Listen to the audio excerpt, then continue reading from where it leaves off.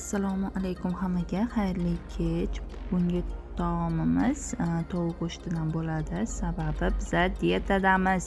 Biz emas, ya'ni men diyetadaman. O'shaning uchun tovuq go'shtini ko'proq iste'mol qilishga harakat qilyapman. Kundalik ovqatlarimni shunchaki porsiyasini kamaytirishdan boshladim diyetani. Birdaniga серьезный diyetaga o'tira olmayman.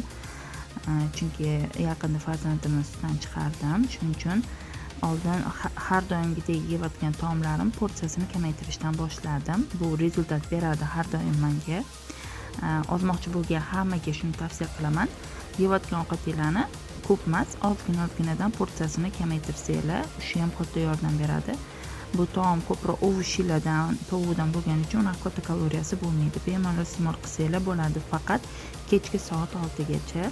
Hammasini yaxshilab qovurib olib, mana suv quyib qo'ydim. Suvni ham qaynatib, sovutilgan suv quyishimiz kerak.